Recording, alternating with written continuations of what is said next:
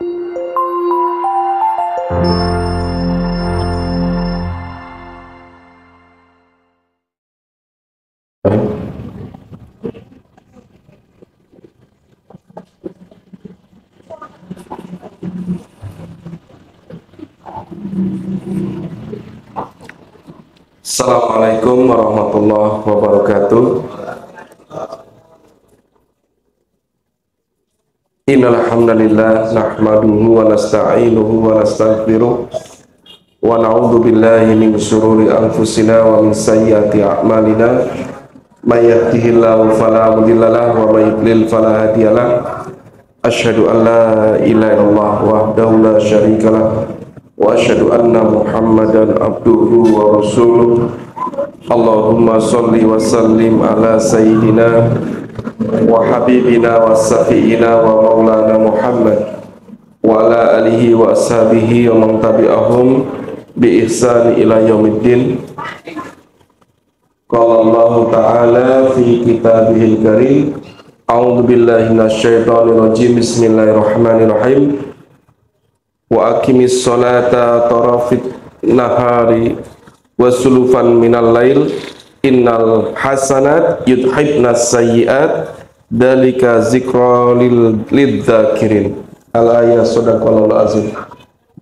Bapak Ibu yang dimuliakan Allah Subhanahu wa taala, pada ba'da maghrib kali ini ya, tema yang akan saya sampaikan adalah apa, Bapak Ibu sekalian? Bersama Rasulullah di surga. Tapi mungkin ya,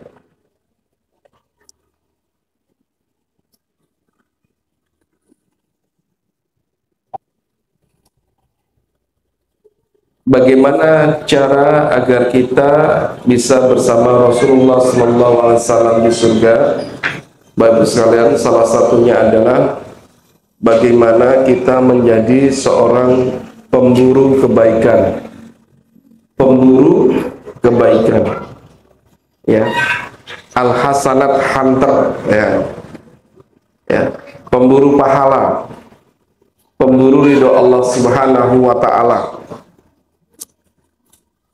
Bapak Ibu, ya, kenapa saya mengambil tema ini? Saya teringat dengan asbabun nuzul Quran surat Hud ayat 114. Ya, monggo dibuka kalau ada yang punya HP, surat Hud ayat 114. Wa aqimis sholat torifin nahar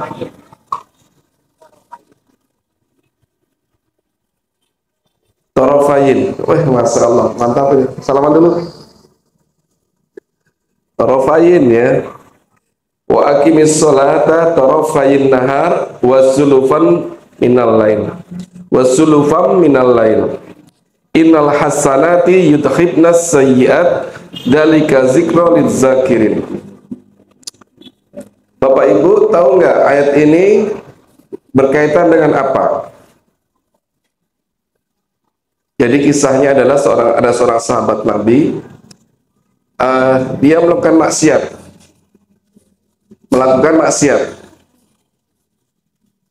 Orang hidup di zaman Nabi, ya, dari sahabat Nabi, ya, melakukan maksiat. Maksiatnya apa, Pak? Ini maksiatnya anak muda. Apa, Mas? Apa, Pak? Itu zina mata. Nah, zina mata. Ada akhwat lewat, cantik gitu kan. Nah, dia melototin terus gitu. Ya.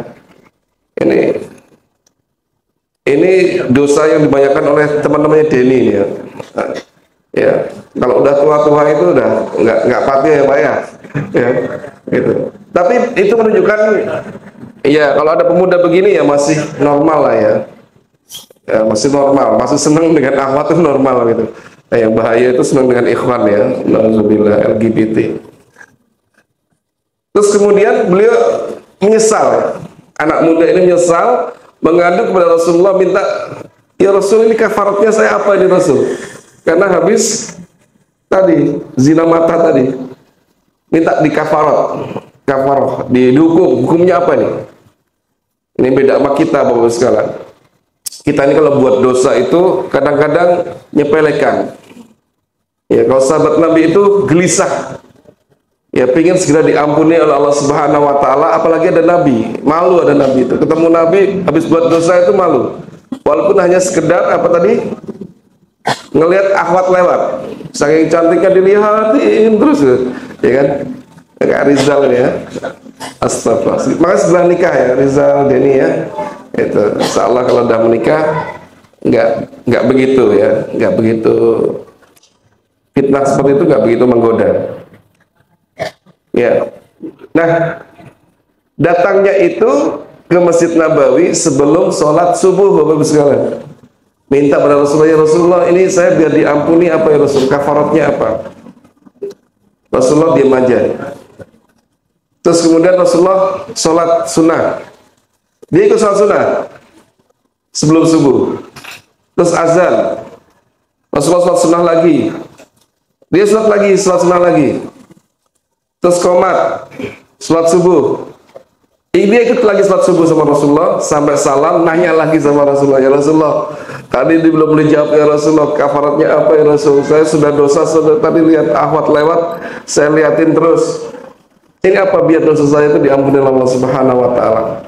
Nah, terus turun ini ayat ini. Ya, wa aqimis sholata tarafain nahar ya. Tarafain nahar wa zulufam minal lail. Innal hasanat yubhinas sayyiat dalika zikra lizakirin. Kalau kepanjangan Bapak Ibu sekalian, kita ambil pokok yang kita bahas sekarang. Ya, tolong ditirukan ya. Bismillahirrahmanirrahim. Innal hasanati yubhinas sayyiat. Kita ulangi ya. Innal hasanati yudhibnas sayyiat. Satu kali lagi. Innal hasanati yudhibnas sayyiat. Turun ayat ini terus dikasih tahu kata pemuda tadi. Intinya adalah innal hasanati yudhibnas sayyiat. Sesungguhnya pahala itu, amal soleh itu yudhibnas sayyiat. Apa Bapak Ibu? Menghapus dosa-dosa. Sayyiat, dosa-dosa. Jadi pemuda ini tadi apa Bu? Pak, sholat sebelum subuh, sholat sunnah. Sholat kalau bahasa kita sholat tahajud lah gitu ya, sholat lail. Kemudian sholat sunnah sebelum subuh. Kemudian sholat subuh. Terus turun ayat ini, intinya pemuda ini diampuni oleh Allah Subhanahu wa taala gara-gara tadi sholat subuh, sholat sunnah qobliyah subuh sama sholat malam sebelum azan subuh. Wah, pemuda ini senang. Kemudian nanya sama Rasulullah, ya Rasulullah, apakah ayat ini diturunkan khusus untukku? Rasulullah mengatakan tidak. Ini untuk seluruh umatku. Untuk seluruh umat Nabi Muhammad Sallallahu Alaihi Wasallam. Jadi nggak cuma satu, nggak cuma buat pemuda tadi, tetapi juga untuk seluruh umat Islam. Intinya apa? Hikmah yang bisa kita ambil Bapak Ibu sekalian. Yang pertama, kita jangan pernah meremehkan dosa, karena dosa itu cepat atau lambat itu pasti akan mempengaruhi kehidupan kita. Oke. Dosa itu kayak tabungan Bu. Pak, kita nabung tapi nabungnya nabung dosa ini, bukan nabung uang. Terus sampai hanya banyak sekali, tiba-tiba apa? Pecah tabungannya itu. Tertunaikan, maka orang ini akan ditimpa kesialan yang banyak. Saya punya teman Bapak sekalian. Teman, sebenarnya anak ini sedang ngaji, cuman karena pergaulan, ya, gaul sama anak ngaji, gaul sama preman juga, gitu kan. Dia ini jagoan, ya. Saya itu zaman saya SMA nggak begitu paham apa dia di luar sekolah. Ternyata dia bergaul dengan preman, ya, bahkan diangkat jadi ketua gangster, Pak. Ketua preman-preman. Kenapa? Gara-garanya adalah dia itu bisa menghabisi ketua preman. Ada preman pemilihan ketua, Pak. Pemilihan ketuanya di pasar, gelut. Gelut, siapa sih menang gelut itu jadi ketua. Dia itu sebenarnya bukan preman. Dia ngeliat gelut dan dia ini seorang pelatih bela diri, gitu kan. Jajal, menang Pak, menang. Ya, menang. Katanya gelutnya di ini Pak, di pasar Pedulungan. Ya, mau Semarang Pak. Gitu. Singkat cerita dia menang, terus diangkat sebagai ketua preman. Padahal cangaji Pak, gitu. Cangaji dari ketua preman. Jadi dia itu punya dua alam, dua alam ya, alam terang dan alam gelap gitu. Gitu. Anak ini baru cerita ketika kita sudah kuliah Pak. Sampai dia bilang gini ke saya, gue mesti ngerti aku kan wong soleh atau cah masjid ya. Ya akhirnya dia cerita, aku disik yang zaman sekolah ya jadi anak-anak rohis, lembaga dakwah kampus, ya sebalik jadi kumpulnya kalau preman. Ada Pak, itu kayak gini Pak. Nah, terus kemudian nampaknya ketika kuliah dia cerita dengan saya ini juga sebenarnya belum tobat-tobat amat. Dia senang gelut Pak, karena memang apa ya, hawanya panas karena dia ini pelatih bela diri gitu, dan sering mempraktekkan ilmu-ilmu baru yang dia dapatkan dari gurunya itu. Dia itu pelatih, tapi punya pelatih lagi. Itu ke Sembang 5 Pak, cari preman Pak, dijak gelut. Dia bilang ke saya itu kalau seminggu gak gelut, itu perasaan tuh ada yang kurang. Dia bilang gitu. Ternyata Bapak Ibu sekalian, di tempat dia ikut bela diri itu diisi ilmu-ilmu macam-macam yang nggak jelas. Itulah yang bikin dia itu kayak haus darah, pengennya gelut. Ya, itu.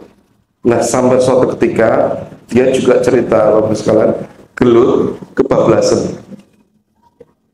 Ya, yang digeluti sama dia mati Pak,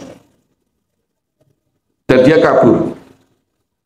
Dan tidak tertangkap polisi, mode premane itu, mode anak-anak jalanan gitu. Dia cerita dia kabur Pak. Dan waktu itu kita melihat hidupnya fine-fine saja, gak ada masalah, fine-fine saja. Bahkan dari teman-teman yang lain dia itu cepat melejit. Jadi kami masih kuliah, dia sudah kerja jadi manajer di mana gitu sambil kuliah. Tapi ketika sekarang ini baru dia memanen dari kesalahan-kesalahan dosa masa lalunya. Ya, sekarang ini Pak sekalian, masya Allah, hidupnya kocar kacir, wajahnya berantakan. Dia mau sudah taubat, dia bilang saya harus gimana? Kalau ke saya, akhi saya harus gimana? Saya udah taubat nih.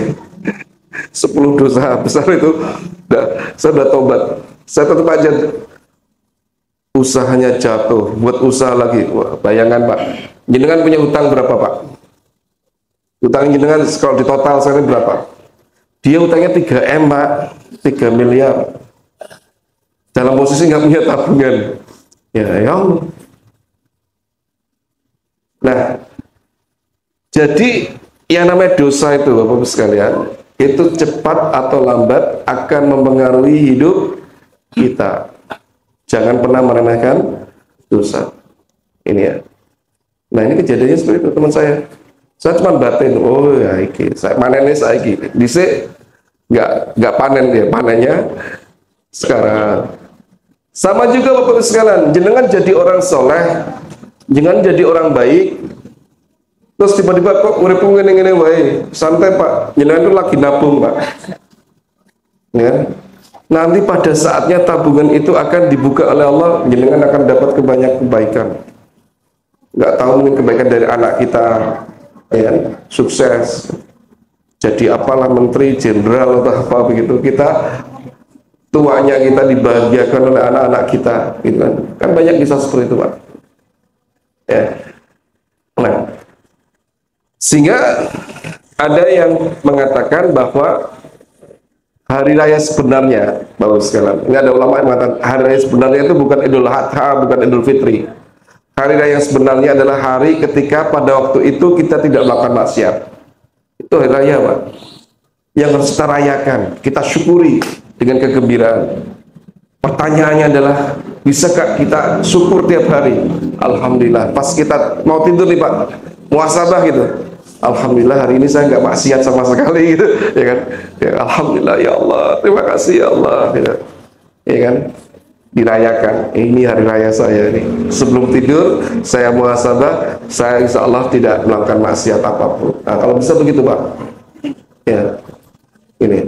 Besok tiap hari gitu kita muhasabah terus. Makanya saya itu punya majlis namanya pengajian pejuang subuh, Bapak Ibu sekalian. Online. Jadi setiap ba'da subuh jam 5 sekitar 30-40 menit kita kasih kajian. Artinya kita membekali hari kita pagi-pagi dengan keimanan. Biar apa? Biar hari itu menjadi hari raya kita. Karena kita mau maksiat, isu-isunya pengajian saya gitu, ya kan? Terus pengajian kan udah sungkan Pak, yang mau maksiat. Masa jenengan habis ini maksiat kan nggak mungkin gitu, ya kan? Nah, hari sebenarnya lah ketika hari itu kita tidak melakukan kemaksiatan. Ini alhamdulillah. Ya. Nah, kemudian begini Bapak Ustaz. Terkait dengan ayat ini, ya, ayat ini, sehingga para ulama itu menggambarkan bahwa dosa itu adalah ibarat najis. Dosa itu ibarat najis, ibarat kotoran. Maka yang bisa membasuhnya, membersihkannya adalah amal soleh. Makanya ada kan ya, yang mengatakan ketika yaumul mizan besok, ketika dihisap oleh Allah Subhanahu Wa Taala, kita ditimbang amal solehnya sama amal baiknya gede mana. Maka kalau masih timbangan amal solehnya lebih banyak, surga sudah, karena dia akan menghilangkan menghapuskan dosa-dosa. Ya. Pertanyaannya Bapak sekalian, seandainya kita dimizan oleh Allah hari ini, ya, dihitung oleh Allah hari ini antara dosa dan pahalanya gedean mana? Syaratnya pahala lagi abot loh Pak. Siji harus sesuai dengan syariat Allah. Ya. Karena ada yang amal soleh nggak sesuai dengan syariat Allah. Sedekah tapi hasil dari mencuri, ya kan? Nyolong itu sedekah, wah, ben amal soleh. Ya, dosa kan siji, amal soleh 10, lumayan, bati songo misalnya gitu. Ya, nggak bisa, ya, prosesnya salah nggak dapat pahala. Ya, atau kita sholat, saya mau sholat sunnah ba'diyah subuh. Pahalanya kayak nggak ada pada subuh itu nggak ada sholat sunnah, ya. Atau saya sholat sunnah pada asar, ada nggak? Nggak ada, malah dosa. Ya, harus dengan syariat. Ya. Terus yang kedua selain itu ada syariat harus ikhlas. Amal soleh nggak ikhlas, nggak keluar pahalanya Pak. Nah, sih kan ikhlas ini. Ya, Masya Allah. Ya, makanya pada hari ini kita coba bareng belajar ya Bu, Bapak sekalian, kita menjadi al-hasanat hunter, pemburu amal soleh, ya, pemburu amal soleh, ya. Dan salah satunya begini, cara menghapus dosa itu kan satu dengan apa Bapak sekalian? Tobat, ya, sepakat kita semua tobat. Tapi kadang-kadang kita tobat itu lupa, ya, lupa bertobat kepada Allah Subhanahu Wa Taala, maka Allah kasih solusi bahwa amal soleh itu bisa menghapuskan dosa. Maka agar kita Bapak-Ibu sekalian keluar dari dunia ini, saya jenengan kan pasti wafat ya. Di sini yang nggak meninggal siapa? Meninggal semua pasti, ya kan? Bedanya jenengan duluan, saya belakangan, ya kan? Atau saya belakangan, jenengan duluan. Kita nggak tahu ya Pak, Bu sekalian. Ya, kita pengennya ya Allah kita punya usia yang dipenuhi dengan ketaatan, amal soleh, mati husnul khotimah. Allahumma amin. Okay. Nah, ketika kita wafat itu kita harus Kalau bisa tadi sudah terhapus dosa kita oleh amal-amal soleh. Ya. Nah, dan agar kita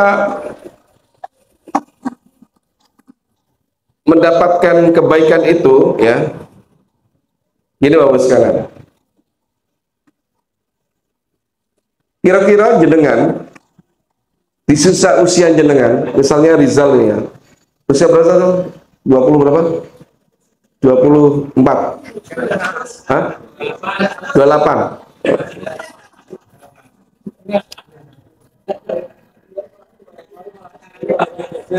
Kira-kira kita ini Bapak sekalian, bisa nggak kita ini di sisa hidup kita itu mengejar kekayaannya Abu Rizal Bakri? Atau ngejar kekayaannya Sandiaga Uno? Atau mengejar kekayaannya Khairul Tanjung? Saya nggak ngomong orang Cina-Cina yang sekaya itu ya, orang masuk hitungan ya. Ya, belum mlebu neraka apa surga. Tapi sama Muslim itu kan Muslim pasti insya Allah masuk surga. Kita ini kayaknya ya, sampai nanti kita meninggal itu nggak bisa ngejar kekayaannya Sandiaga Uno, Pak. Ya. Wong dia itu orang terkaya di Indonesia nomor 25. Sementara Indonesia itu ada 2.750 juta. Dia nomor 25. Ya. Atau kita ngejar kekayaannya Khairul Tanjung. Khairul Tanjung itu termasuk 10 terkaya CT itu. Tapi nggak tahu terbaru ini ya, karena Trans itu kan rodo bangkrut ya, sepi ya. Ya. Bisa nggak kita ngejar? Nggak bisa kita. Maka kita Pak Bu sekalian berlomba dengan mereka Pak, dengan amal soleh. Gak ngejar Pak, ngejar dunia Pak dengan mereka Pak. Wes kalah, nyerah. Ya. Jangan sampai Pak, mereka itu di dunia itu sudah makmur, hidupnya nikmat, di akhirat kita juga masih kalah lagi. Ya, ning dunia wis ora pati sugih, ning akhirat wis tetap melarat. Kan ini kan rugi kita. Rugi 2 kali gitu. Ya. Sandiaga Uno itu Bapak sekalian, itu duhanya itu 12 rakaat tiap hari, sholat duha. Ya. Mosok kayak kita ini nggak bisa nandingi Pak. Mosok wis sugih, soleh, ganteng sih San. Ya Allah, gantengnya skala, ya kan? Sugih skala. Mosok amal soleh cek kalah kan? Kita rugi banget gitu loh, ya kan? Maka jadilah kita ini pemburu amal soleh Pak. Ya. Nah, ada di sini saya sampaikan ada 6 kiat agar kita itu menjadi orang-orang pemburu amal soleh. Yang pertama, ini ya Pak, yang pertama. Yang pertama Pak, jadikan nilai sholat kita Pak, nilai sholat kita itu kumlot. Tahu ya Pak ya, kumlot? Kumlot itu A bijine, ya A plus. Ya, kumlot. Jadi kalau mahasiswa itu IPK-nya 3,5 ke atas dianggap kumlot. Iya gitu ya. Ya, 3,8 lah ya. Saya dulu 3,8 loh Bu, lumayan lah. Ya, tapi ada yang lebih tinggi lagi, makanya nggak jadi yang tertinggi. Jadikan kumlot Pak, sholat kita itu Pak. Kenapa? Karena sholat kita itu SKS-nya tinggi. Ikut SKS berapa? Bobot nilainya tinggi. Contoh nih Pak, ada 5 pelajaran: sholat, zakat, puasa, haji, apa lagi? Syahadat. Ya, syahadat harus dihitung ya. Sholat, zakat, puasa, haji, umroh, karena gitu ya. Ternyata sholat ini bobotnya 1000. Yen bijine songo kaleke 1000. Itu namanya SKS. Ya, bobotnya. Ya, SKS. Terus kemudian haji. Haji ini SKS-nya 100. Maksudnya begini Pak, kalau kita sholat saja itu bagus Pak, itu amal yang lain nggak ada yang bisa ngalahkan. Karena pengalinya banyak, bobotnya banyak, bobotnya sangat tinggi. Salat itu bobotnya sangat tinggi. Maka Rasulullah mengatakan inna awala ma yuhasabu bihil abdi min amalihi salatahu, salatnya. Fa idza soluhat faqad aflaha wa anjaha. Jadi Rasul mengatakan besok di akhirat yang pertama kali dihisab oleh Allah Subhanahu wa taala itu adalah salatnya. Kalau salatnya bagus, maka faqad aflaha wa anjaha. Dia itu akan sukses, berhasil, wa anjaha. Dan dia itu anjaha itu berhasil ya. Aflaha itu beruntung, menang. Ya. Wa idza fasadat, tapi kalau dia itu rusak salatnya, faqad khaba wa khasira. Dia akan gagal dan rugi. Artinya apa? Salat ini karena bobotnya tinggi, sekali nilainya jelek, itu yang lainnya nggak punya pengaruh. Contoh nih, haji jenengan cuma 9, dapat 9 lah, tinggi lah. Terus tapi bobotnya cuma 100. Cuman kali 100, 900. Tapi sholat ini bobotnya 1000. 9 kali 100 berapa? 900. Sholatnya bijine melimo. Tapi bobotnya 1000. 5 kali 1000 berapa? 5000.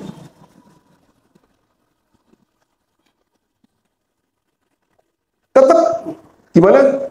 Ya gede sholatnya tapi enak banget. Tapi kalau misalnya kita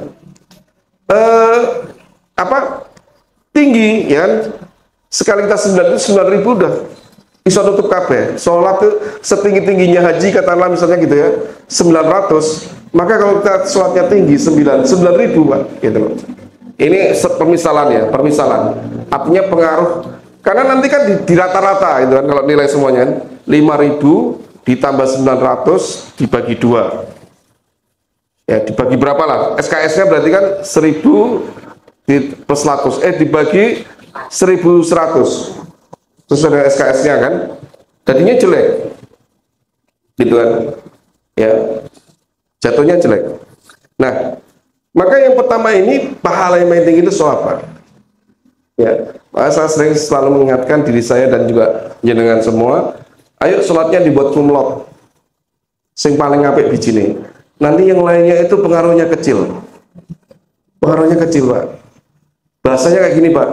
Kalau kita ini pahalanya banyak, itu kayak air di atas 2 kolah. Paham ya? Kalau ada air lebih dari 2 kolah kena najis. Airnya najis nggak, Pak? Nggak najis. Di atas 2 kolah itu nggak najis, asal tidak merubah warna, rasa, dan bau. Kita punya kolah gede, kena tai, cecak, aman, udah, karena nggak berubah. Tapi kalau cuma 1 gelas ini kena tai, cecak, najis, karena apa? Kurang dari 2 kolah. Jadikan kita pahalanya banyak, Pak, sehingga dosa-dosa itu nggak ada efeknya.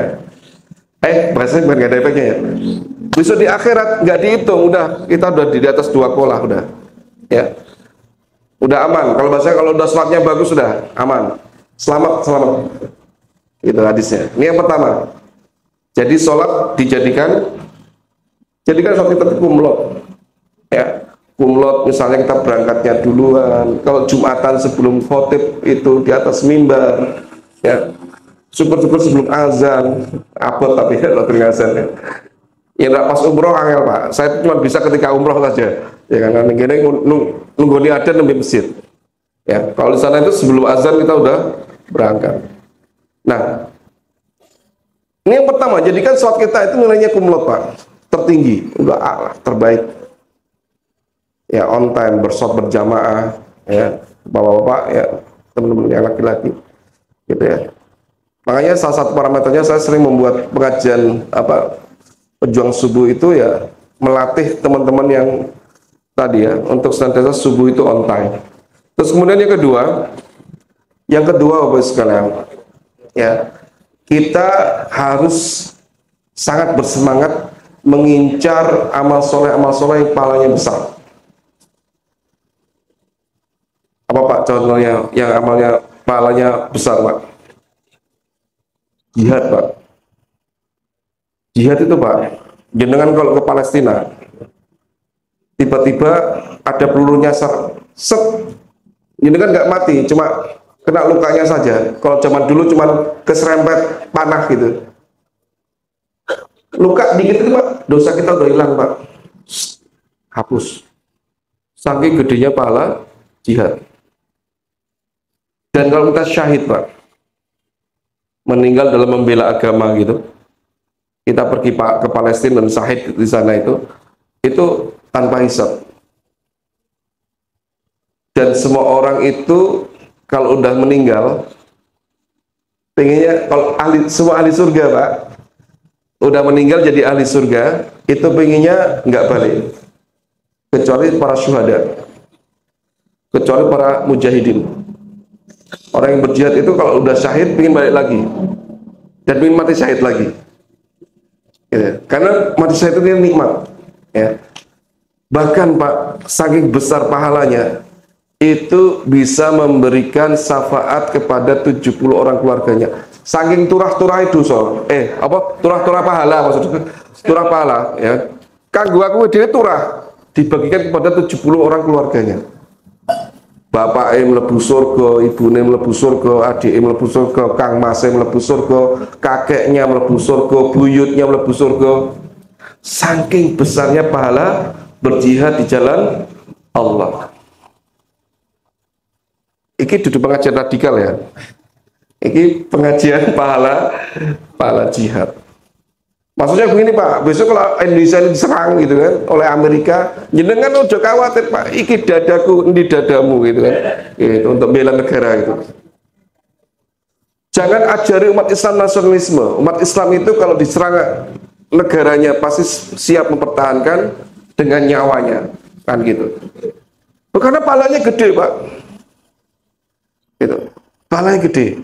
Dan orang yang paham tentang pahala jihad ini susah dijajah. Kayak Palestina itu nggak bisa dijajah. Gaza itu dari mulai pelintangan Pak, ngelawan Israel dari awal itu pakainya pelintang Pak, ketapel, lawannya tank, sampai sekarang ini bisa buat senjata sendiri. Mereka nggak menyerah karena paham agama, paham pahala jihad, nggak bisa dijajah. Aceh itu nggak bisa dijajah karena paham pahala jihad.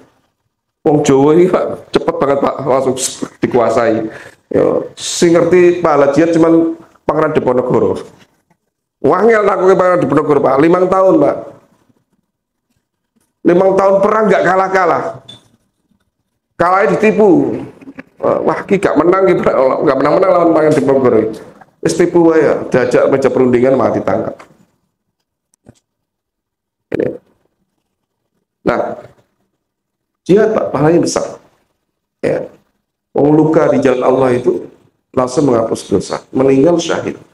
Bahkan bukan syafaat pada keluarganya. Makanya kalau di Palestina itu, ibu-ibu itu ketika anaknya meninggal, sedih nggak? Bangga Pak. Fotonya itu ditempel di rumah. Kalau pas anak diarak, bangga dia punya syuhada dari keluarganya. Gitu, Masya Allah. Mau cerita tentang Gaza itu merinding.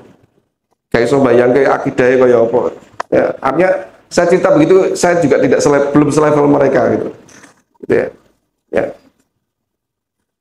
maka karena imannya paling gede ujiannya paling gede. Kita ini karena imannya Pak Patio gede ujiannya ringan-ringan Pak ya kan, pengajian udah itu kan ujian yang ringan ya, apalagi yang besar pahalanya kita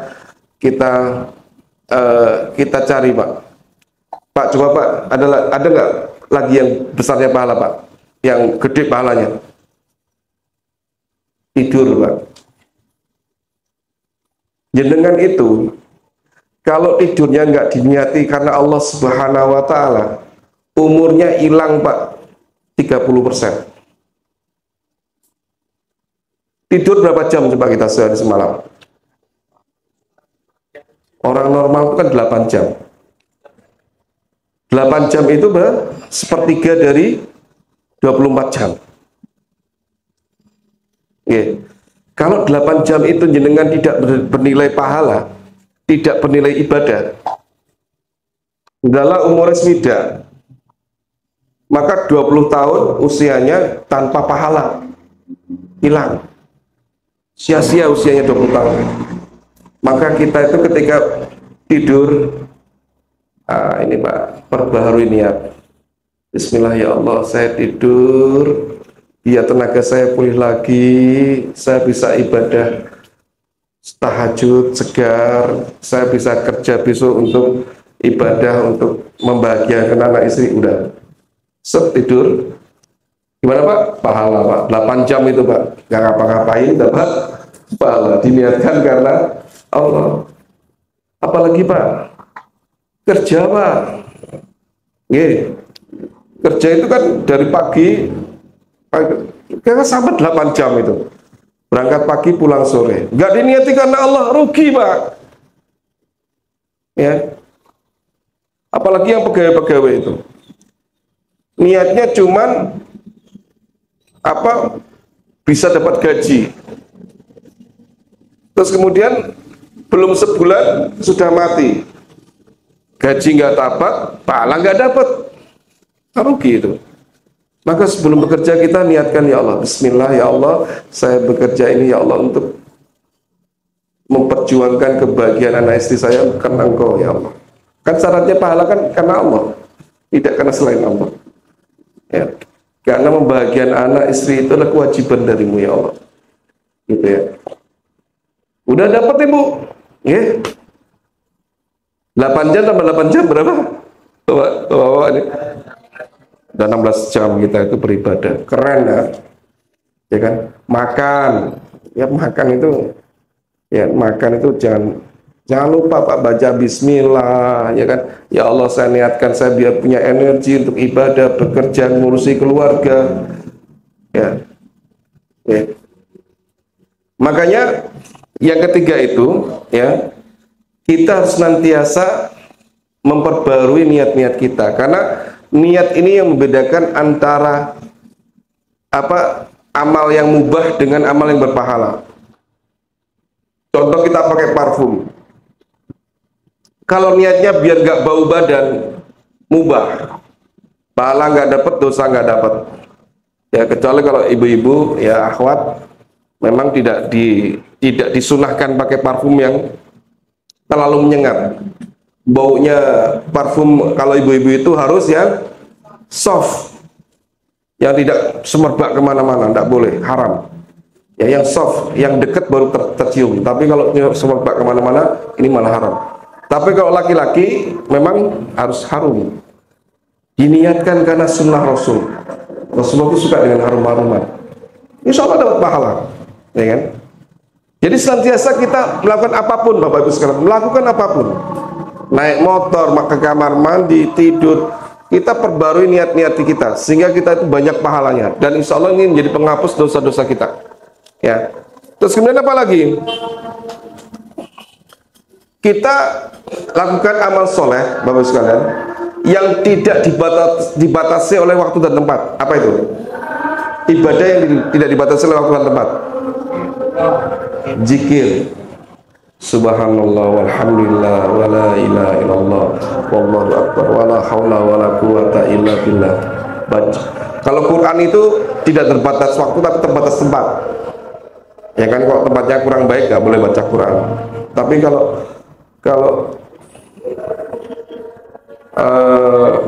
setiap tempat kita zikir, ya, subhanallah walhamdulillah, sambil nyupir zikir, ya, jangan bengong, apalagi nyetel musik, wah gitu, zikir dapat pahala, ya,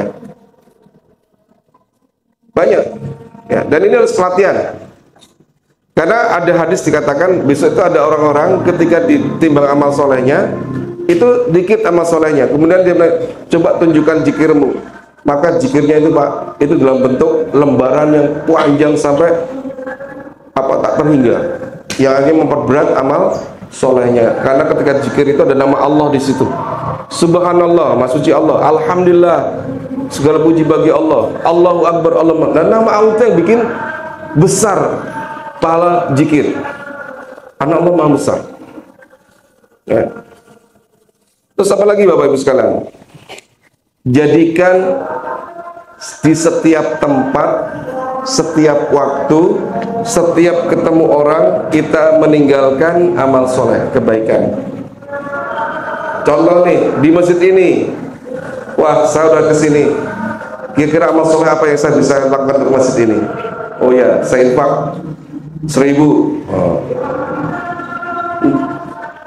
Kita usahakan tidak meninggalkan sebuah tempat kecuali kita meninggalkan amal soleh di situ. Oh ada sampah, saya ambil, buang, bismillah. Ya kan, kita ikut bersihin. Termasuk di kafe-kafe itu kan kita ikut bersihin. Ya kalau makan di situ kan nggak cuma makan saja, tapi kita terus waktu-waktu kita itu kalau bisa berisi dengan amal soleh, ibadah. Jangan bengong, isi dengan zikir. Ya. Terus ketemu sama orang Pak, itu adalah ladang ibadah, ladang amal soleh. Saya ketemu Ustadz Zainal, apa nih yang bisa saya tinggalkan sebagai ibadah? Oh salaman, assalamualaikum Ustadz Zainal, pahala Pak. Terus senyum gitu, gimana Ustadz, kabarnya Ustadz? Nah, gitu. Kalau pas kita punya uang yang cukup banyak, ketemu dengan teman kita yang butuh, ya Mas, Mas, anakmu Mas, SPP nih Mas, iki titip nggih, kanggo anakmu. Gitu Pak. Mas, titip Mas kanggo anak jenengan ya. Gitu. Seneng Pak. Oh nggak usah repot-repot, tapi diambil gitu. Ya. Wah jadi nggak enak ini, tapi jibo gitu kan. Jadi setiap ketemu orang jadi amal soleh Pak. Jangan jadi amal mubah. Ketemu gak ninggal dosa, gak ninggal pahala gitu. Si parahnya ninggal dosa ya. Makanya saya itu kadang-kadang heran ya, kalau ada orang yang ketemu gitu saling membuli gitu. Ya ini kayak Rizal sama Anton itu harus gasak-gasakan ya. Dasar al-bid'ah gitu. Terus dibalas apa mulai gitu. Ini apa-apaan gitu. Ini calon podo gimana, tahu aku ya. Tri sama Rizal ini Pak. Kalau di medsos Pak, di grup ya. Ya, guyon ya, guyon canom kayak gitu ya. Beda dengan guyonnya saya. Guyon saya dengan Ustadz Zainal itu kan ya beda lagi ya, gitu. Ya. Ya, baik. Jadi kan setiap ketemu sama orang itu kita mikir Pak, apa yang bisa saya tinggalkan amal soleh, pahala. Namun Pak kalau bisa sunahnya apa?